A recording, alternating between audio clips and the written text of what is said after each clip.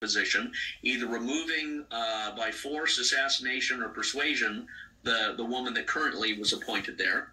And because Kamala Harris can't be the president of the United States, she's not a natural born citizen. They will put Gavin Newsom into the vice presidency, and then they will assassinate Joe Biden to move Gavin Newsom automatically into that position, and thereby develop the requisite hysteria, paranoia, fear, and chaos that they can institute another Boston Marathon bombing, a martial law scenario, like they did last week with the, I suspect, fake false flag shooter in Maine, where everyone who spoke at the podium afterwards did not have a Maine accent. That was very interesting to me. So I do suspect they're going to assassinate Joe Biden and move Gavin Newsom into that position.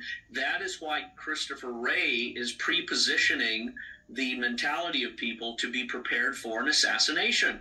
We've said this. They're going to assassinate Biden and use that to try and suspend the 2024 election.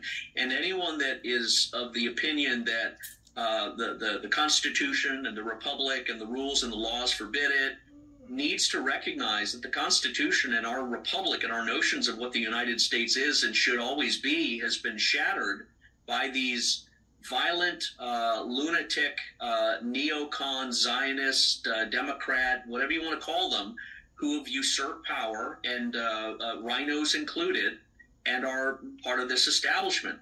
So they are pre-positioning with psyops both the demonization of the white Anglo-Saxon, Trump-supporting MAGA Republican individuals. They are pre-positioning Iran as the assassin of Joe Biden. I would suspect they even assassinate Zelensky, maybe doing it together. But they are going to be engaging in hostility. We will never have a free and fair election in this country again until this current government is, by the constitutional means, overthrown, as the Declaration of Independence instructs. It says very specifically, when the government becomes tyrannical and destruction of your rights, it is the right and the duty of the people to overthrow such government and reconstitute one which seems fitting unto them.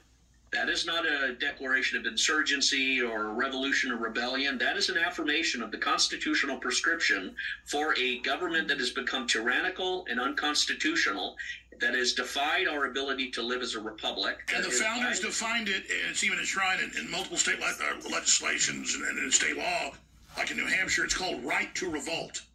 Yes. Yes, and we see that in their facilitation of an invasion across the southern borders by violating the civil rights of every Texan, New Mexican, Arizonian, Californian, and other citizens of the United States by this organized, planned invasion where they would bring in a third world population to turn America into a third world and unleash all sorts of chaos. I do suspect the sleeper cells, which I personally do not suspect Iran is having the Machiavellian strategic long-term aggression against the United States, because I've been to Iran several times and other countries in the Middle East. Well, they also know they get nuked off the map. So what I'm saying is clearly that they've been saying the right wing's going to kill Biden and they need to get rid of him. And now they say Iran's going to kill Biden. I mean, to me, that is just, it's so obvious they're getting ready to kill him. And of course, I don't want that to happen. They're going to, and of course, and I'm glad you made all these great points, because you digress to this. Having them say the right wing is going to work with Russia to hack and kill the power grid, so we've got to shut the web off and only let you go to government sites, internet kill switch, to save it during the hack, when Iran or somebody would actually hit the power point, 200 plus points where you can take the power off that way, which the government's refusing to harden. But the point that they're now hyping this shows me they're thinking about not having a full World War III, but maybe just cut the power off, blame it on domestic groups, assassinate Biden as their pretext, like Venezuela, to finally sew up the country. Because they admit they want to sew it up. They're on MSNBC, CNN with former Army intelligence officers and PSYOP officers like yourself, but on the other guy's team, the bad guy's team, saying, we need, like Homeland Security went after the Muslims, or during the Cold War, the Russians. The right-wingers are the enemy. We've got to outlaw them. We've got to arrest them en masse. Those are quotes. They are literally selling dictatorship, totalitarian rule, because they're so weak. So can you speak to that and how we can navigate this and shut it down I mean, more whistleblowers coming out. I mean, what do we do to stop these maniacs? Well, it all comes down to local control and local political influence, and leaders are naturally rising to the top. Again, spiritual winds move political sails. The spiritual wind of your broadcasts and your speaking points and ours and others are moving people, and they are igniting and animating people in a good way, in a constitutional way.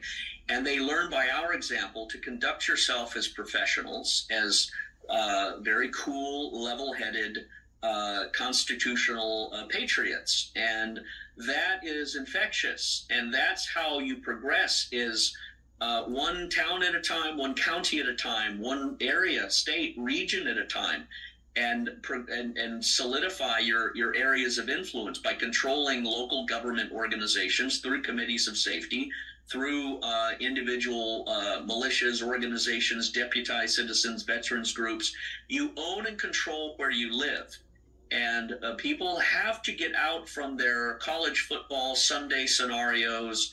They need to come out from their... That's all over. Exactly. Sorry I'm interrupting, but when we come back from break, you'll have the floor the next 7 8 minutes. I want to describe what the world's going to be like if people don't get out of the Sunday scenario, that everything's still okay. I have family that's as smart as I am, and have done a lot more stuff than I have, and they still can't get out of gear of being in the Sunday scenario. And I'm like, why are you inviting me over for Sunday football? We need to go do something. We need to be knocking on doors. And like, well, you're doing a good job. We're glad you're there. That's my own family that taught me all this. And it's just, the party's over, folks.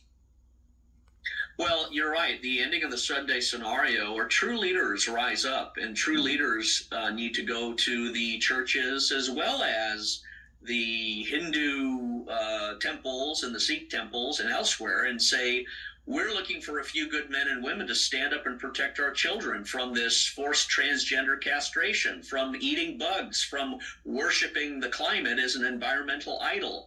We're looking to preserve our rights, our property, and our ability to live our lives as we define under God's rule and God's law and the natural commandments. Who's with us? Who in this church, who in this temple are willing to stand up and challenge any unconstitutional actions, ordinances, proclamations, statutes, whatever the towns are trying to say, whatever new lockdowns or vaccine mandates or anything else, and don't be surprised if that pops its ugly head up again.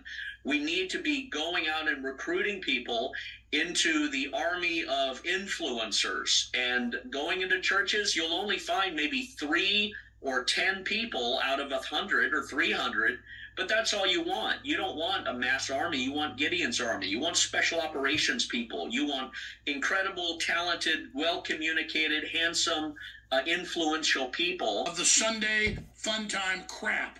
Because, folks, everybody's going to figure it out soon. You're not going to have money to do that anyways. I mean, we're going into hell. And I'm not trying to scare people, folks. It's here. It's going down. It's like if a helicopter's engine fails and you say brace for impact. I mean, the engine's off. It's going down, and we better get ready. Those rocks are going to rip out big chunks. That's inevitable because of their economic policies, because of their foreign policy, because of their endless war policy, because of 9/11. And that all is a layering. It straws upon the camel's back. And it has to break in order for things to be resurrected. An awakening, a renaissance. But people need to be prepared for the inevitable ripping out and crash that will occur because of the things that have been done since 2001 onward, so that we can be prepared to adapt and grow out of it. I have no doubt that the American character is one of the strongest, brightest characters on planet Earth. I found that when I've gone to foreign countries. They love the United States, the Americans' charisma and warmth and glow. And it's not gone, it's just been asleep. That's right. This culture in the greatest history on earth, it's been defiled and corrupted and perverted since 1990. They've gone on this wild cannibalistic crusade to try and gobble up the world and dominate its natural resources, and that has inevitably blown back upon us. Our sanctions against Russia and China and all sorts of other countries have blown back on us. We've hit maniacal levels of self-destruction and suicide by blowing things up like the Nord Stream 2 pipeline that inevitably is going to lead to a collapse of the European regimes and an awakening of Europe. So all of these things have happened. By the way, you said that when they blew up Nord Stream a year ago, and now they admit that Europe is electing anti-globalist right-wingers everywhere, from Germany to Spain to Italy. They are, and they are going to look. I say it with a cold surgical detachment as a battlefield officer looking at the map, saying, "Here's how the dominoes are going to fall." And they are going to fall in a way that aligns the newly elected governments of Europe into more of an inclination with Russia, a reunification with Russia, like the prodigal son returning to the prodigal father, not out of anything other than necessary energy and food needs and protection needs. Russia's Duma has already declared Russia is the safest country in Europe, and Europe soon will realize that and come rushing back to Russia. That's a prediction that the Muslim African infestation, whatever you want to call it, that has gone into Europe for the past 6-7 years is going to erupt into a turbulent social disruptive storm that is going to tribalize Europe, and they're going to look at the United States increasingly as responsible for this. They're certainly not going to trust any word that comes out of the current regime of neocons, rhinos, Democrats. They are going to incline more towards Russia. Let's talk about the dominoes. Stay right there, Scott Bennett. Incredible information.